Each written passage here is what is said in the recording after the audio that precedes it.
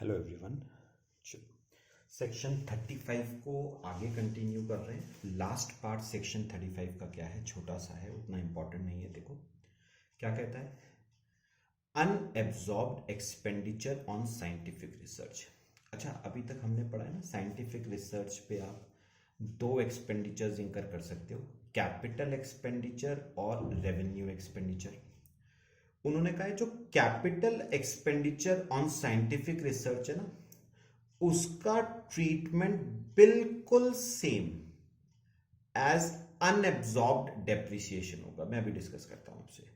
और जो revenue expenditure on scientific research है, उसका ट्रीटमेंट एज अनएब्जॉर्ब्ड डेप्रिसिएशन नहीं होगा, बल्कि उसका ट्रीटमेंट एज बिजनेस लॉस होगा।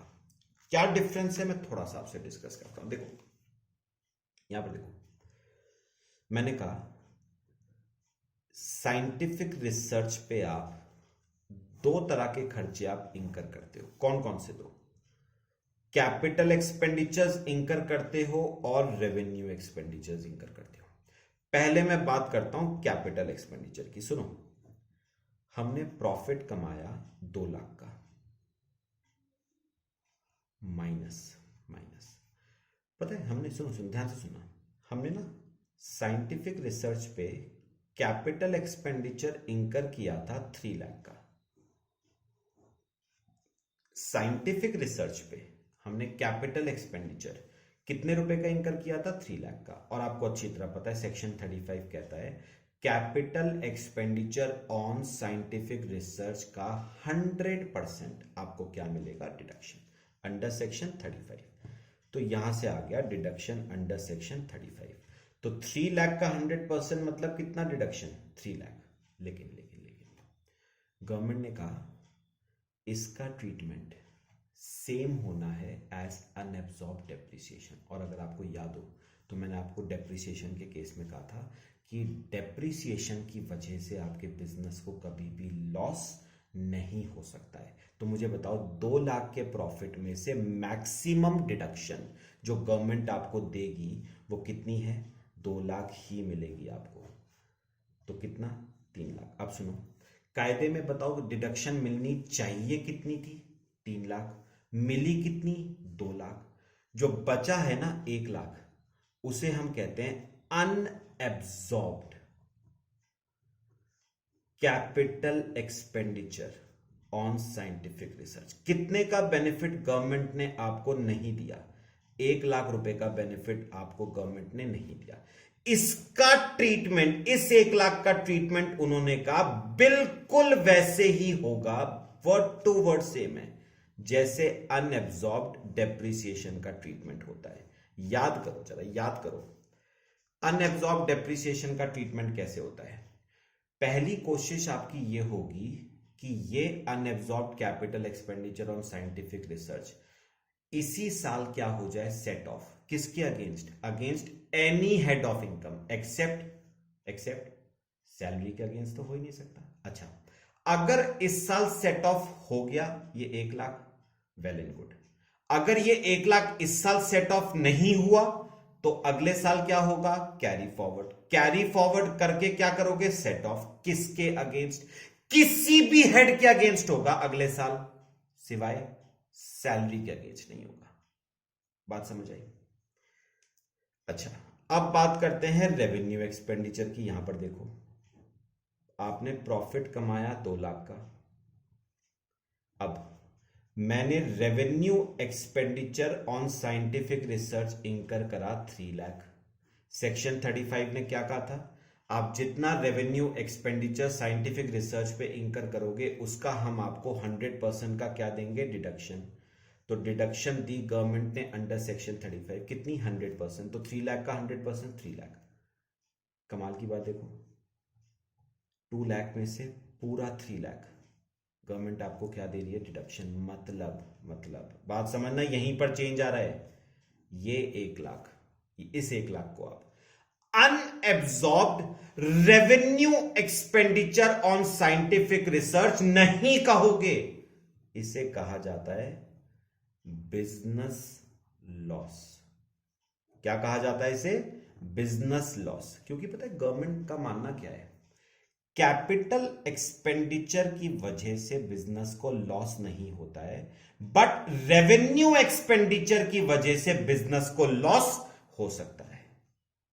ठीक है, तो ना इसका ट्रीटमेंट अनएब्सॉर्ब डेप्रिसिएशन का जैसे ट्रीटमेंट करते थे ना वैसे नहीं होगा, इसका ट्रीटमेंट होगा एज बिजनेस लॉस। सुनो, आपकी पहली कोशिश क्या होगी, ये 1 लाख सेट ऑफ हो जाए, कब, इसी साल, किसके अगेंस्ट, किसी भी हेड के अगेंस्ट, एनी हेड एक्सेप्ट एक के अगेंस्ट तो होगा ही नहीं, सैलरी के अगेंस्ट नहीं होगा।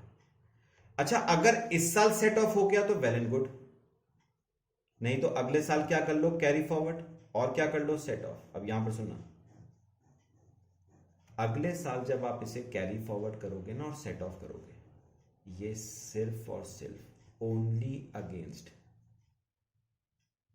पीजीबीपी हेड ही होगा। मतलब अगले साल ये loss house property, capital gain, other sources के अगेंस्ट नहीं हो सकता, ये सिर्फ पीजीबीपी के अगेंस्ट हो सकता है। तो सुनो, इसमें और इसमें पहला सबसे बड़ा डिफरेंस तो यही आ गया, unabsorbed capital expenditure on scientific research अगले साल जब कैरी फॉरवर्ड होता है ना, तो ये सेट ऑफ किसी के अगेंस्ट भी हो सकता है, एनी हेड एक्सेप्ट सैलरी के अगेंस्ट नहीं होगा। जबकि बिजनेस लॉस जब अगले साल कैरी फॉरवर्ड होता है ना, तो ये सेट ऑफ सिर्फ किसके अगेंस्ट होगा, पीजीबीपी के अगेंस्ट। पहला डिफरेंस। एक और बताऊं, अगर आपको याद हो, मैंने कहा था व्हाट इफ ये अगले साल भी सेट ऑफ नहीं हो पाया, तो गवर्नमेंट ने कहा उससे अगले साल कर लो, मैंने कहा उससे अगले साल भी नहीं हो पाया, गवर्नमेंट ने कहा उससे अगले साल कर लो। मतलब ये इनफिनाइट नंबर ऑफ ईयर्स तक कैरी फॉरवर्ड हो सकता है, जबकि ये सिर्फ 8 ईयर्स तक क्या हो सकता है, कैरी फॉरवर्ड।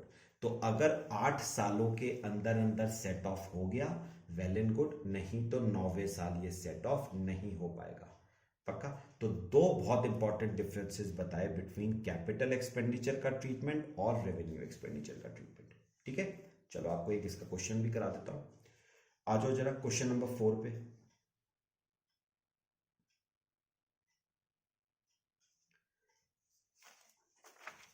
देखो क्वेश्चन नंबर 4 छोटा सा क्वेश्चन है।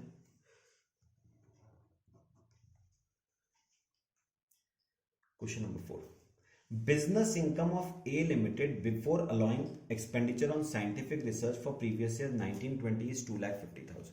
तो मुझे बताओ, आपको बिजनेस इनकम कितनी दे रखी है, 2,50,000। अब उसने क्या कहा, उसने कहा company has incurred following expenditure on scientific research during the previous year, वो ना मिसप्रिंट है, वो 1920 होगा।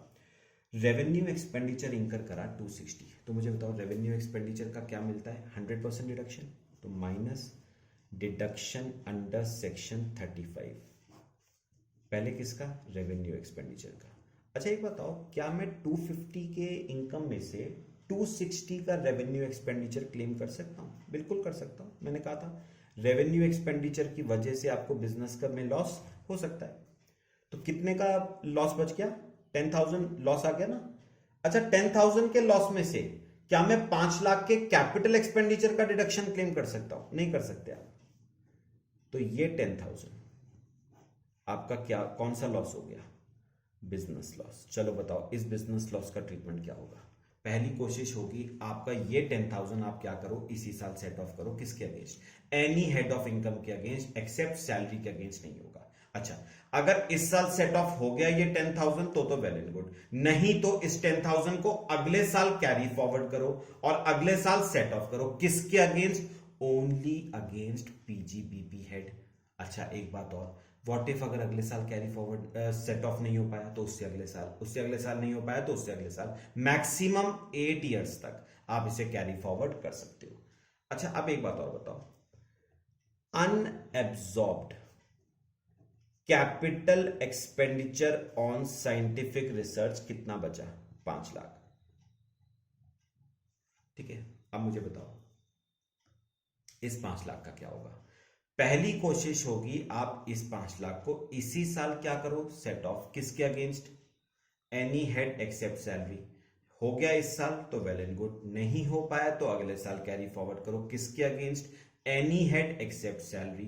मैक्सिमम कितने साल तक कैरी फॉरवर्ड कर सकते हो, इनफिनाइट नंबर ऑफ ईयर्स तक आप क्या कर सकते हो, कैरी फॉरवर्ड। उसने कहा था, लास्ट लाइन पढ़ना, compute the deduction available on account of scientific research assuming that company does not have any other income. तो मुझे अपने आप बताओ, मुझे अपने आप बताओ, आपको डिडक्शन सेक्शन 35 में कितना मिला, बस 260 का डिडक्शन मिला।